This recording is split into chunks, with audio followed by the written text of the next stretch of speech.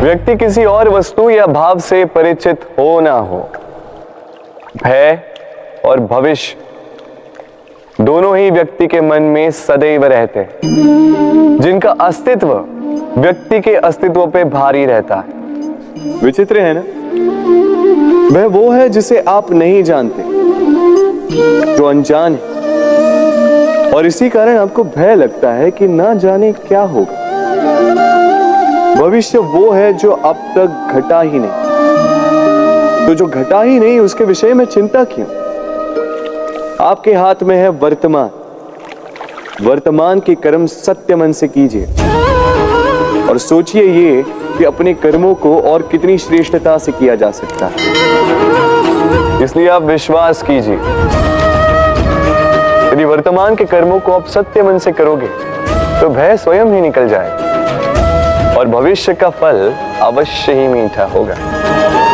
इसलिए भय और भविष्य से डरना छोड़ दीजिए, इस वर्तमान को जी। राधे राधे।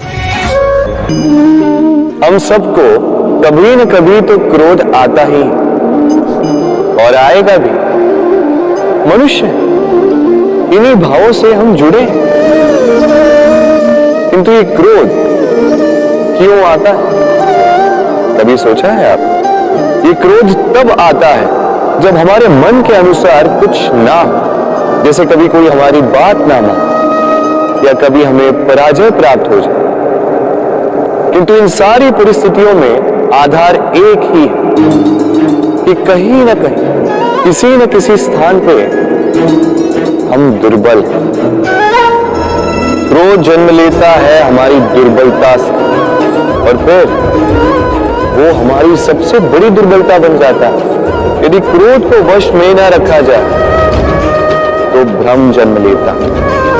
यदि भ्रम को वश में न रखा जाए तो विवेक व्याग्र होने लगता है, और यदि व्याग्रता को वश में न किया जाए तो व्यक्ति का तर्क ही नष्ट हो जाता है। सोचने समझने की शक्ति शून्य हो जाती है और फिर उस व्यक्ति का पतन हो जाता है। इसलिए अपने क्रोध पर वश रखें और अपने मन को शांत होने के लिए करें। राधे राधे।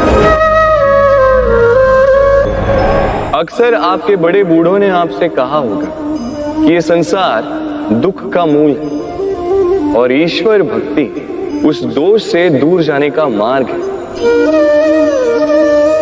किंतु सोचिए, यदि ये संसार दुख का सागर होता तो क्या नियति आपको यहां पर जन्म लेने देती? क्या ईश्वर यहां पर अवतार लेते? जब समस्याओं पर हमारा वश नहीं चलता, हम आरोप लगाते हैं इस संसार पर। यहां के लोगों सोचते हैं कि काश मैं यहां पे आया ही ना हो। एक किसान बंजर धरती पर जाता है और अपने परिश्रम से उसे लहलहाते खेत में परिवर्तित करता है। एक दर्जी जिसके पास एक सामान्य सा वस्त्र आता है, अपने परिश्रम से उसे एक सुंदर वेश में परिवर्तित कर देता है।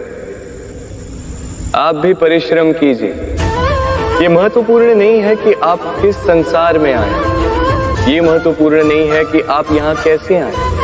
यदि कुछ महत्वपूर्ण है तो वो ये है कि जब आप गए तब आप इस संसार को कैसा छोड़कर गए। तो ये सोचकर जिए कि जो किसी के लिए नरक है उसे किसी का स्वर्ग बना के निकलोगे तो आपका जीवन और आपका संसार दोनों धन्य हो जाएंगे।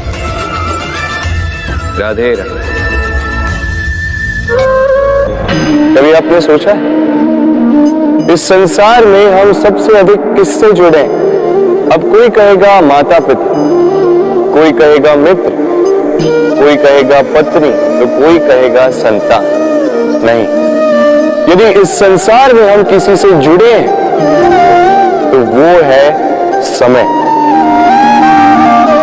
समय ही हमारा भूत है, समय ही हमारा वर्तमान है और समय ही हमारा भविष्य है। और हम क्या करते हैं? सबसे अधिक जुड़े समय को, सबसे बहुमूल्य संपत्ति को हम नष्ट कर देते हैं। कोई भविष्य के ऊंचे सपने को बुनता है, कोई बीते कल को कोसता है, किंतु तनिक सोचिए, बीता कल आपके सोच विचार करने से बदलने नहीं वाला। और भविष्य के विषय में सोच विचार करके यदि आप अपना वर्तमान नष्ट कर देते हैं तो आपका भविष्य भी बीते कल की भांति ही होगा। इसलिए आज के विषय में सोचिए, उसे उत्तम बनाए। आपका भूतकाल और आपका भविष्य अपने आप उत्तम हो जाए। राधे। यदा यदा हि धर्मस्य ग्लानिर्भवति भारत अभ्युत्थानम् अधर्मस्य तदात्मानं सृजाम्यहम्। जब जब धरती पर पाप बढ़ता है, धर्म की हानि होती है, तब तब मैं आता। ये तो आप सब जानते हैं, किंतु क्या आपने कभी सोचा है कि क्यों मैं इस धरा का जीव बनकर ही अवतरित होता हूं? क्यों मैं मनुष्य के रूप में आपके बीच में रहता हूं? आज बताता हूं। संसार में पाप और पुण्य संतुलन में चलते हैं, किंतु जब पाप सीमा से आगे बढ़ जाता है, मुझे आना ही होता है। कारण यह है कि आप मुझे भुला देते। चौकिए मन, मैं आप ही में बसता हूं। बस आप स्वयं के भीतर बसे परमात्मा को भूलने लगते हैं। इसलिए मुझे आना पड़ता है आपको ये बताने कि सारी शक्ति आप में ही समाहित है। पर आप क्या करते हैं? मेरा सम्मान करते, मुझे पूछते, मुझसे शक्ति मांगने लगते, भांति भांति की इच्छाएं मेरे सामने रखते। मुझे आपकी श्रद्धा से कोई आपत्ति नहीं। मुझे आपत्ति है उस भाव से जो आपको दुर्बल बनाता है। परमात्मा में श्रद्धा रखिए, किंतु स्वयं की आत्मा पर भी विश्वास कीजिए, क्योंकि इस संसार में ऐसा कुछ भी नहीं है जो आप नहीं कर सकते। हर नर में नारायण बसते हैं और हर नारी में लक्ष्मी। तो पहचानिए अपने भीतर के नारायण और बदल दीजिए इस समय के चक्र। मुझे प्रसन्नता होगी कि मेरे अवतार लेने का वास्तविक प्रयोजन आपको समझ आए। तो शंका त्याग कर शंकर बन जाइए, अन्यथा कंकड़ के समान रहना हो। राधे राधे। ग्रंथों में लिखा गया है कि यदि मनुष्य मौन रहना सीख ले तो उसकी अधिकांश समस्याएं स्वयं ही समाप्त हो जाती हैं। और सत्य में मौन में बड़ी शक्ति होती है, बड़ा बल होता है। किंतु वो बल किस काम का जो समय आने पर आपके काम ही ना आए? क्या सदा मौन रहना उचित है? नहीं। इतिहास साक्षी है। संसार में अधिक विपदाएं इसलिए आई क्योंकि समय पड़ने पर मनुष्य उसका विरोध नहीं कर पाया, मौन रह गए। यदि मौन रहना शस्त्र है तो उसका सही समय पर उपयोग करना भी आवश्यक है।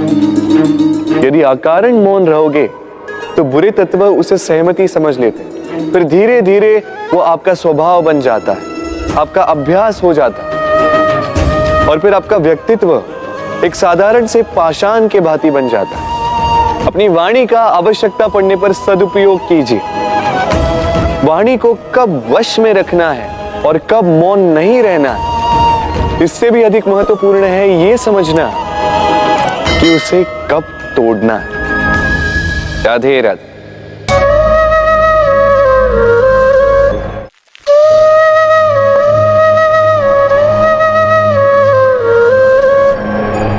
असमंजस में होंगे ना कि मैं क्या कर रहा हूं, क्या लिख रहा हूं, देखना चाहेंगे?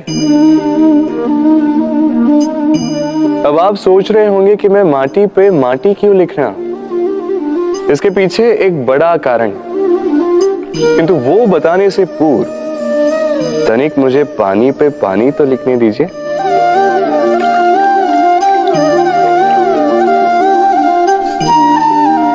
क्या हुआ? जो मैंने लिखा वो दिखाई क्यों नहीं दे रहा? तो ये रहा आपके पहले प्रश्न का उत्तर। माटी पर माटी लिखना कितना सरल है, उतना ही कठिन है पानी पर पानी लिखना। संबंध भी कुछ इसी प्रकार होते हैं। बनाते समय माटी पर लिखने जितने सरल और निभाते समय पानी पर लिखने जितने कठिन। अब प्रश्न ये उठता है कि पानी पे लिखा कैसे जाए।